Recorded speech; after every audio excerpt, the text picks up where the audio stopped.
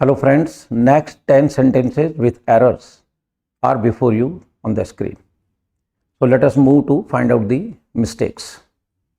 Friends, first sentence है, if I would have worked regularly, I would have passed the examination. Hindi है, यदि मैं लगातार काम करता तो मैं परीक्षा में पास हो जाता. यदि मैं लगातार काम करता तो मैं परीक्षा में पास हो जाता. फ्रेंड्स, इफ शब्द के बाद जब कभी दो सेंटेंस आए और दोनों में वुड हैव हो तो आप इफ वाले वाक्य का वुड हैव डिलीट करेंगे और इसकी जगह हम हैड इंसर्ट करेंगे. So delete would have and write had in place of would have. Now the sentence is right. Clear? If शब्द के बाद अगर दो सेंटेंस आते हैं और दोनों में वुड हैव अगर दिखाई दे रहा है, इफ वाले वाक्य का वुड हैव डिलीट करके उसकी जगह हैड करें, सेंटेंस राइट हो जाता है. और सेंटेंस की हिंदी है, यदि मैं लगातार काम करता तो मैं परीक्षा में पास हो जाता. Friends, move to next. The smuggler yielded for the temptation and fell into the police trap. Smuggler मतलब तस्कर, यील्डेड का मतलब होता है स्वीकार कर लेना, टेम्पटेशन मतलब लालच, fail into the police trap और वो पुलिस के चंगुल में फंस गया. पुलिस ने किसी तस्कर को लालच दी और उस लालच के अंदर वो फंस गया. उसने लालच को स्वीकार कर लिया और स्वीकार करते हुए पुलिस के चंगुल में फंस गया. ये इसकी हिंदी है. Friends, the smuggler yielded for the temptation and fell into the police trap.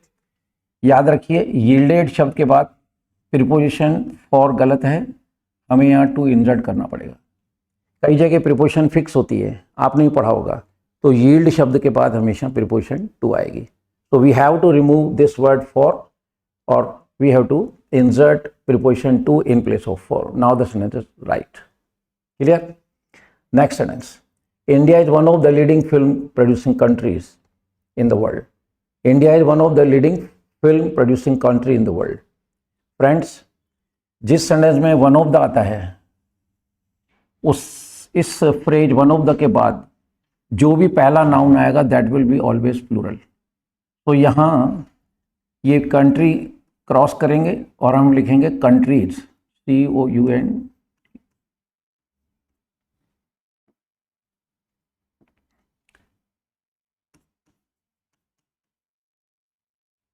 Right. अब सेंटेंस राइट है. फिर देखिए, India is one of the leading film producing country in the world. संसार में जो भी देश जो सबसे ज़्यादा फिल्में बनाते हैं उन देशों में से इंडिया एक है. ये इसकी हिंदी है. जो भी देश ज़्यादा फिल्में बनाते हैं उनमें से इंडिया भी एक देश है. ये इसकी हिंदी है. मैंने अभी आपको बोला कि वन ऑफ द एक फ्रेज है, तो वन ऑफ द के बाद जब कभी पहला नाउन सिंगुलर हो आप उसे प्लूरल कर दें. तो वन ऑफ द के बाद जो पहला नाउन आता है वो हमेशा प्लूरल आता है. जैसे वन ऑफ द बॉय आ गया तो आपको बॉयज़ करना पड़ेगा. वन ऑफ द बुक आ गया तो आपको बुक्स करना पड़ेगा. यानी वन ऑफ द के बाद पहला नाउन प्लूरल होता है. राइट. तो हमें कंट्री की जगह कंट्रीज लिख देंगे और सेंटेंस राइट हो जाएगा. क्लियर? तो India is one of the leading film producing country in the world. तो कंट्री की जगह कंट्रीज हो जाएगा. Now the sentence is India is one of the leading film producing countries in the world. Clear? Move to the next. The unreasonable behaviour of his daughter. कोई व्यक्ति है, उनकी जो डॉटर है उसका जो स्वभाव है बड़ा अजीब है, असहनीय है. Was thoroughly upset mister Gupta. कोई व्यक्ति है, उसकी डॉटर का जो स्वभाव है बहुत अजीब सा स्वभाव है. उस डॉटर ने मिस्टर गुप्ता को अपसेट कर दिया, दुखी कर दिया. सेंटेंस जो है ये पास्ट इंडेफिनिट टेंस का है. पास्ट इंडेफिनिट टेंस में सिंपल सेंटेंस के अंदर डिड नहीं आता, सेकंड फॉर्म आती है. तो यहाँ हमें वॉज डिलीट करना पड़ेगा. वॉज का कोई रोल नहीं है. क्लियर? फिर देखिए, the unreasonable behaviour of his daughter was thoroughly upset mister Gupta. Mister Gupta हैं, उनकी डॉटर है, उसका स्वभाव बड़ा अजीब है, उस वजह से मिस्टर गुप्ता बहुत अपसेट हैं. ठीक है, तो ये पास्ट कंटिन्यूस टेंस का सेंटेंस है, यहाँ वॉज की कोई नीड नहीं है। Thoroughly upset mister Gupta, right, तो वॉज को डिलीट कर देंगे, sentence, now the sentence is right. Friends, move to the next. The bus was hired by the ladies for its picnic. The bus was hired by the ladies for its picnic. कोई ladies हैं, picnic जा रही हैं, तो उन्होंने एक बस को किराए पे लिया। बस वॉज हायर्ड। फ्रेंड्स, जब भी वॉज के बाद थर्ड फॉर्म आती है, ये सेंटेंस पैसिव होता है, लेकिन 99%। जरूरी नहीं कि वॉज और वर के बाद थर्ड फॉर्म आए तो वो सेंटेंस पैसिव ही हो, वो सेंटेंस एक्टिव भी हो सकता है। बट इस सेंटेंस के अंदर वॉज के बाद जो थर्ड फॉर्म आ रही है, ये सेंटेंस पैसिव है। The bus was hired by the ladies. बस किराए पे ली गई लेडीज़ के द्वारा पिकनिक जाने के लिए। तो यहाँ इट्स शब्द का कोई रोल नहीं है, तो we have to remove this its only. So after deleting its, the sentence is right. Clear? Once again, the bus was hired by the ladies for its picnic. कुछ लेडीज हैं, picnic जाना चाह रही हैं, उन्होंने एक बस किराए पे ली है, तो इसमें इट्स शब्द का कोई रोल नहीं है। तो आफ्टर रिमूविंग और after deleting this word it's, the sentence is right. मतलब इसमें ग्रामेटिकल मिस्टेक नहीं है, इसमें सेंस की मिस्टेक है, तो इट्स का कोई रोल नहीं है, तो we have to delete it. Now the sentence is right. Okay, move to the next sentence. Sunil is a best student in our class at present. Sunil is a best, जैसा कि आप जानते हैं best superlative degree है। Superlative degree के बाद पहले कभी ए नहीं आता है, ठीक है, सुपरलेटिव डिग्री के पहले कभी ए नहीं आता है, तो ए डिलीट करके हम यहाँ पे द लिखेंगे। Clear? Sunil is a best student in our class at present. तो बेस्ट सुपरलेटिव डिग्री है, इसके पहले ए नहीं आएगा, आप ए डिलीट करके द लगा दें। Now the sentence is right. Clear? As you know well that superlative degree always requires the before it, तो हमने यहाँ पे ए को डिलीट करके द लगा दिया, सेंटेंस राइट है। Move to the next sentence.